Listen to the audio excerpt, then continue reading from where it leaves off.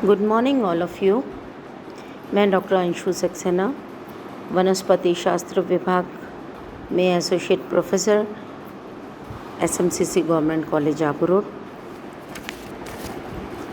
द्वितीय वर्ष के जो सिलेबस है उसमें फर्स्ट पेपर हमारा है taxonomy and embryology of angiosperms, और उसमें जो पहला टॉपिक है वो है taxonomic categories, concept of species, genus and family.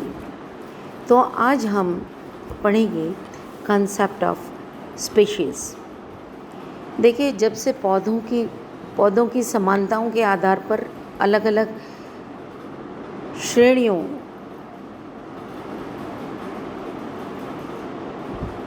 को बनाया जाने लगा,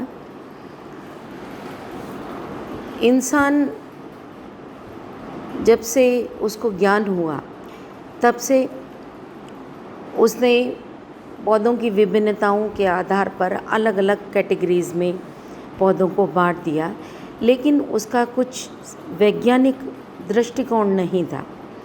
उसके पश्चात लीनियस ने जाति की संकल्पना का आधार दिया और उन्होंने कहा कि कुछ विशेष सृजन होते हैं, स्पेशल क्रिएशंस होते हैं, जो कि किसी एक विशेष प्रकार के पादपों का निर्माण करता है। लेकिन उसके बाद डार्विन का विकासवाद आया, और डार्विन के विकासवाद के आने के बाद विशेष सृजन की जो लीनियस की संकल्पना थी वो काल्पनिक सिद्ध होने लगी, और ये माना जाने लगा कि कुछ परिवर्तन होते हैं प्रकृति में जिनके कारण पौधों के अंदर विविधताएं उत्पन्न होती हैं। उसके पश्चात मेंडल ने जब जेनेटिक्स का सिद्धांत दिया, आनुवंशिकी के नियम बताए, और डी ब्रीज ने म्यूटेशन वगैरह के बारे में बताया, तो जातियों के निर्माण का आधार आनुवंशिक या म्यूटेशंस माना जाने लगा। जातियों की बहुत सारी परिभाषाएं अलग अलग वैज्ञानिकों ने दी हैं।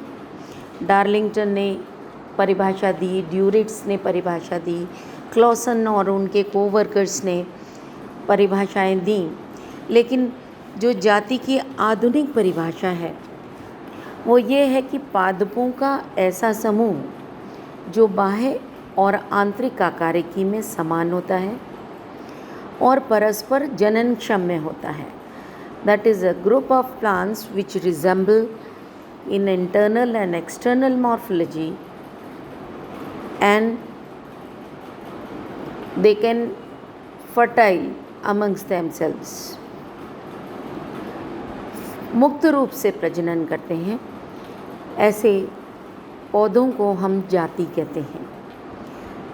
फॉर एग्ज़ाम्पल, सोलेनम नाइग्रम और सोलेनम सुरेटेंस, ये दो जातियां हैं जो कि एक ही वंश की हैं। वंश सोलेनम है और नाइग्रम जो है वो उसकी जाति है।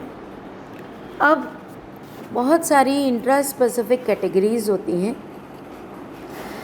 एक ही जाति के कुछ सदस्य जो कि सूक्ष्मतम संरचनात्मक विस्तृतताओं जैसे कि जैव रासायनिकी या आनुवंशिक लक्षणों में उस जाति के अन्य पादपों से भिन्न होते हैं।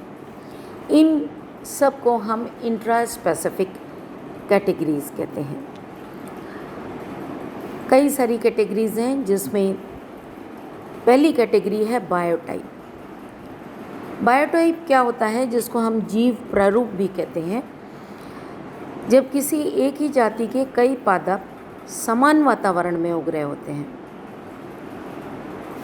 फिर भी एक दूसरे से भिन्न होते हैं, तो उनको हम क्या कहते हैं, बायोटाइप्स कहते हैं।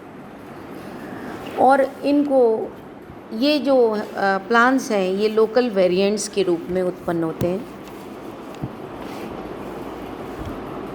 दूसरी तरह के प्लांट्स होते हैं इकोटाइप्स। इकोटाइप्स या पारी प्ररूप, इनको अगर हम परिभाषित करें तो एक ही जाति के विभिन्न वातावरण में उगने वाले ऐसे भिन्न भिन्न पौधे होते हैं जिनमें विभिन्नताएं आनुवंशिक रूप से स्थापित होती हैं।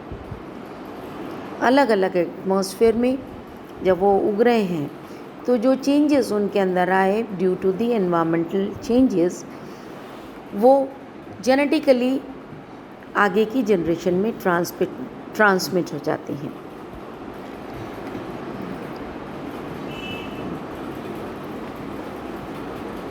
इसके अलावा ग्रेगोर ने जो डेफिनेशन दी इकोटाइप्स की, वो ये थी कि एक पादप जनसंख्या जो कि आकारिकी और कार्यकी लक्षणों में भिन्न हो, which is physiologically and anatomically different, but they can interbreed, आपस में लैंगिक जनन कर सकते हैं।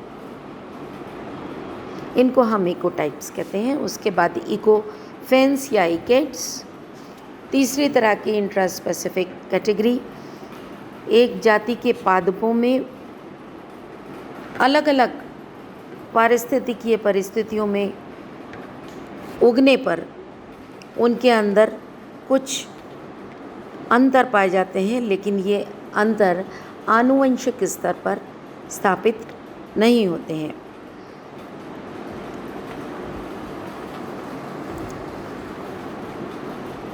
अगर इन पौधों को समान वातावरण में उगाया जाए फिर से, तो जो भिन्नताएं आई थीं वो धीरे धीरे कम होने लगती हैं।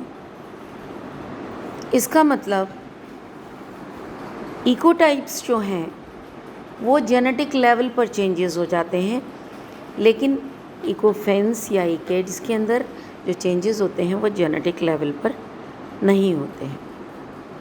इसके अलावा वैरायटीज़ होती हैं। किसी भी जाति के अंदर पाए जाने वाले अलग अलग तरह के पौधों को हम वैरायटीज़ कहते हैं, और ये वैरायटीज़ में बहुत सारी सब स्पीशीज़, सेमी स्पीशीज़ होती हैं। से फॉर एग्ज़ाम्पल गोभी, कलीफ्लावर, कैबेज और गांठ गोभी, फूल गोभी, पत्ता गोभी और गांठ गोभी, ये 3 तरह की गोभी होती हैं जो कि Brassica oleracea variety botrytis, Brassica oleracea variety capitata और ब्रेसिका ओलिरेसिया वैरायटी गोंजिलॉइडिस, ये 3 वैरायटीज़ हैं जो कि ब्रेसिका जीनस और ओलिरेसिया स्पीशीज़ की हैं। इसके अलावा कुछ और टाइप्स होती हैं, अंतरजातीय वर्ग होते हैं, उपजातियाँ, रूप भेद, cultivars, clines, etc. So this is all about concept of species.